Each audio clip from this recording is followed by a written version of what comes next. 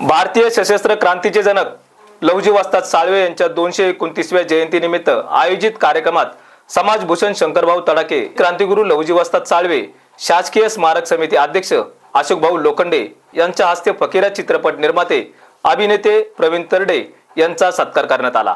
आदी मान्यवर यावेळी उपस्थित होते। सर्वांना सप्रेम जय लहुजी, जय लहुजी। आधी मुंबई पासून जय लहुजी, महाराष्ट्रातल्या कानाकोपऱ्यातून आज लहू तीर्थावर जमलेल्या सर्व लहू भक्तांना आणि माझ्या समाज बांधवांना मानाचा सप्रेम जय लहुजी, जय अण्णाभाऊ आणि जय फकीरा। आज या ठिकाणी या कार्यक्रमाला संत शिवलिंग बाबांच्या सोबत ज्यांनी काम केलं, आदरणीय चंदन भाऊंचे वडील, आणि ज्यांनी लहुजींचा नारा, आम्ही तर फक्त लिहायला आणि शिव्या द्यायला आणि भांडायलाच होतो, महाराष्ट्रात लहुजींचा नारा पोचवायचं काम माझ्या चंदन भाऊ कांबळेंनी केलं। त्याबद्दल सर्वांनी टाळ्याच्या गजरात। आदरणीय गुरुजी, आपण पुढे या। ही ऐतिहासिक मंडळी आहेत। आदरणीय, आपण चित्रपटाचे नायक आहात आणि आम्हाला तुमच्याबद्दल अभिमान वाटतो की ज्यानं लहुजीचा एल्गार केलेला आहे आणि जो फकीरा मांगाची भूमिका करत आहे याचा महाराष्ट्राला अभिमान वाटल्याशिवाय राहणार नाही। आज थोडक्यात मी आदरणीय आमचे सिने अभिनेते, आमचा नेता, आमचे नेते मंडळी तर आहेच आहेत, पण ज्यांच्याकडे बघून मांगाचं पोरग उभं राहणारे फकीरासारखं त्या आमच्या अभिनेत्यासाठी पुन्हा एकदा महाराष्ट्राने टाळ्या वाजवा।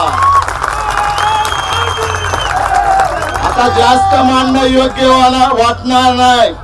आदरणीय गुरुजी, काल रात्री मी पुरंदरच्या पायथ्याला लहुजी बाबांच्या घरामध्ये दर्शनासाठी गेलो होतो। आम्ही या ठिकाणी पुणेकर माझाचे संपादक आहेत। आम्ही तिथं गेल्यानंतर आम्हाला त्या लहुजी वस्तादांच्या घरामध्ये लक्ष्मी आईचं मंदिर आहे, त्या मंदिरामध्ये एक बिबड्या वाघ बसलेला आम्हाला दिसला आणि त्या वाघाची शूटिंग करायचं काम आमच्यामध्ये जी एक आमची आस्वार नावाची मुलगी होती, जी तरुण होती, जी उद्योजकाची मुलगी त्या ठिकाणी आली होती, ती त्याची शूटिंग करत होती। आणि नंतर शूटिंग झाल्यानंतर मला भीती वाटली, परत पुन्हा भीती वाटली नाही का, तर ते मी सांगतो। ज्या वेळेला ती शूटिंग करत होती, अभिनेते साहेब, आदरणीय आमदार साहेब, आपलं स्वागत आहे। सर्वांनी आमदारांचे टाळ्याच्या गजरात स्वागत करा। तर त्यावेळेला मला आठवण आली आणि मी त्या ठिकाणी जय लहुजीचा नारा केला। तो बिबड्या वाघ उठला, त्याचं शूटिंग तुम्हाला बघायला मिळणार आहे थोड्याच दिवसात। तो उठला आणि एका बाजूने असा निघून गेला। त्यावेळेला अभिमान वाटला मला राघोजी राऊत मांगाचा, लहुजींच्या वडिलांचा। अरे तो तर बिबळ्या होता, पण जिवंत वाघ आणून तुमच्या पेशव्यांना सप्रेम भेट देणारा आमच्या लहुजी वस्तादांचा बाप होता। आणि म्हणून आता आदरणीय अशोक भाऊ, आदरणीय सगळ्या राजकीय लोकांना माझं या ठिकाणी जाहीर आवाहन करायचं आहे।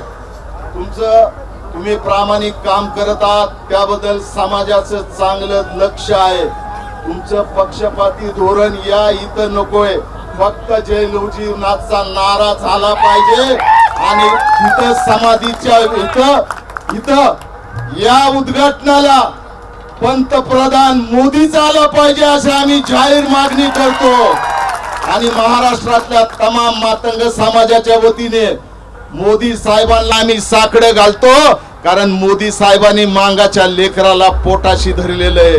काय झालं तरी चालेल, पण मोदी आहे तर सब कुछ आहे हे आता मांगाने विसरायचं नाही। मी काय कुठल्या पक्षाचा नाहीये आणि मला तर हे पक्षवाले घेतच नाहीत।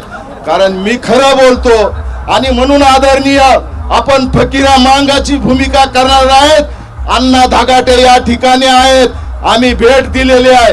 त्या फकीरा मांगाच्या समाधीवर जाऊन एकदा नतमस्तक झाल्याशिवाय तुम्ही सुरुवात करू नका, कारण अण्णा धागाटे आहेत का, फकीरा मांगाची आई ही तडाख्यांची आहे, ह्या अभिमानानं मी तुम्हाला सांगायला विसरत नाही।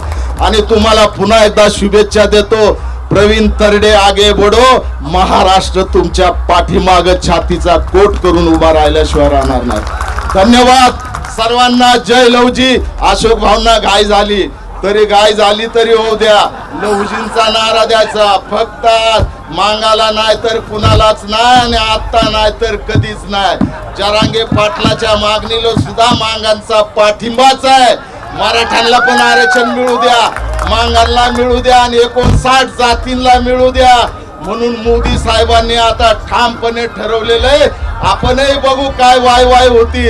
जर आमच्या विरोधात जाईल त्याचा कार्यक्रम मांग लोक केल्याशिवाय राहणार नाही। म्हणून सर्वांचं या ठिकाणी मनापासून आभार मानतो आणि पुन्हा एकदा सांगतो, मांगांनो सावध राहा, गनिमी कावा आपण केलेला छत्रपती शिवरायांच्या स्वराज्याच्या राज्यामध्ये, आणि तो गनिमा कावा आता ती वेळ आलेली आहे।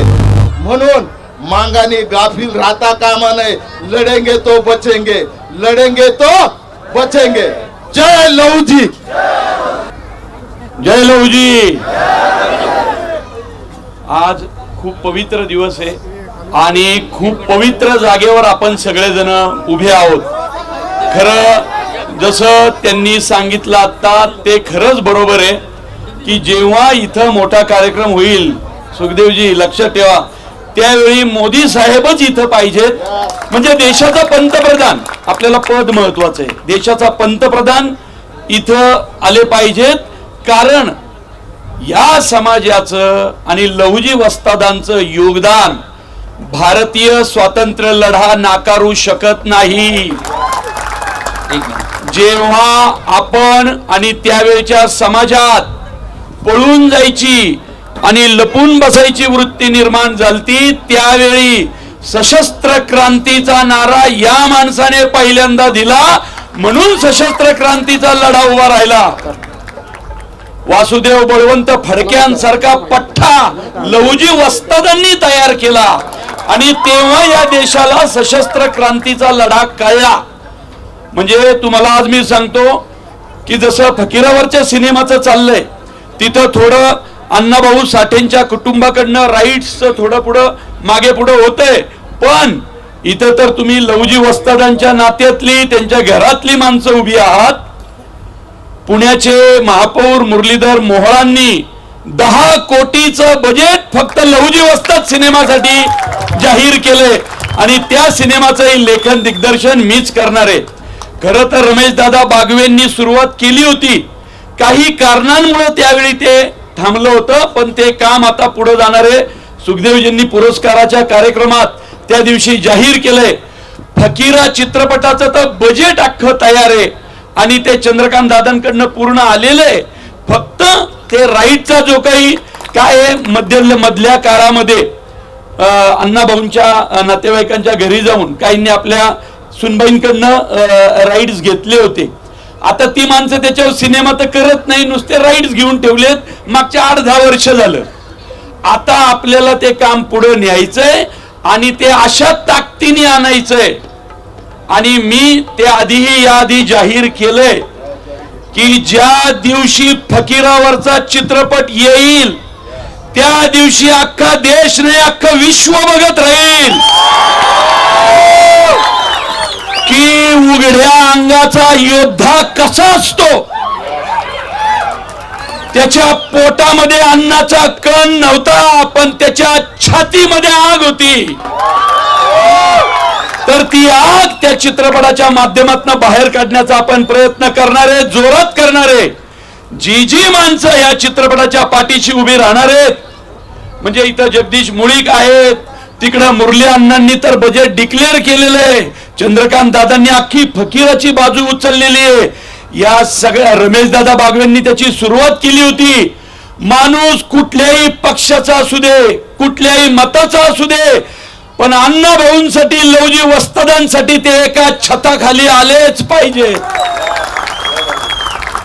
जसं आता भाऊंनी सांगितलं की जरांगेंचं जे आंदोलन आहे पाटलांचं, त्याच्या मागे मातंग समाज पण उभा राहणार आहे. त्या आंदोलनाच्या मागे उभं राहिलं पाहिजे, कारण तळागाळातल्या शोषितांच्या प्रत्येक प्रश्नाच्या मागे प्रत्येक शोषितांनी उभं हे राहिलंच पाहिजे. त्यामुळं लवजी वस्तादांवरचा चित्रपट आणि फकीरा चित्रपट करणं आणि तो जगासमोर त्यात हे बघा चित्रपट खूप होतात, करायला काय नाही, तो त्या ताकदीनं केला पाहिजे. आज साऊथचे चित्रपट येतात. कांतारा चालला, काय होतं त्या कांतारामध्ये की समाजासाठी, मातीसाठी लढायचं. इथं सुद्धा अण्णा भाऊंच्या त्या नायकाचा, फकीराचा लढा, हा लढा तळागाळातल्या त्यावेळच्या समाजांसाठी होता. पोट उपाशी आणि मनात आग ठेवलेल्या प्रत्येकासाठी होता. तो इतिहास जगासमोर आणणं लेखक दिग्दर्शक म्हणून आमच्यावर बंधनकारक आहे आणि आम्ही ते केलंच पाहिजे, नाही तर आमच्या कलेला अर्थ नाही. त्यामुळे या चित्रपटांचा आम्ही बंधनकारक आहोत आणि ते चित्रपट पुढे नेणाऱ्या प्रत्येकासाठी आम्ही त्यांना सलाम करतो. हा विषय जगासमोर आला पाहिजे. जय लवजी, जय अण्णा भाऊ, बाबासाहेब आंबेडकरांचा. ऐका ना, हिरो मी नाही पाहिजे. ज्यावेळी मी फकीराचा रोल करेल त्याच वेळी माझी अभिनयाची कारकीर्द पूर्ण होणार आहे. माझ्यामुळे फकीरा पुढे नाही जाणार आहे, फकीरामुळे मी मोठा होणार आहे. त्यामुळे फकीरा करणं हे मी माझं आयुष्याचं स्वप्न समजतो आणि त्यातल्या सावळाच्या भूमिकेला आमचा पिट्या भाई इथं बंधनकारक आहे. त्यामुळे धन्यवाद. आजच्या या पवित्र दिवशी तुम्ही मला बोलवलं, माझ्या हस्ते तेलवात केली, हे मी माझं भाग्य समजतो. धन्यवाद.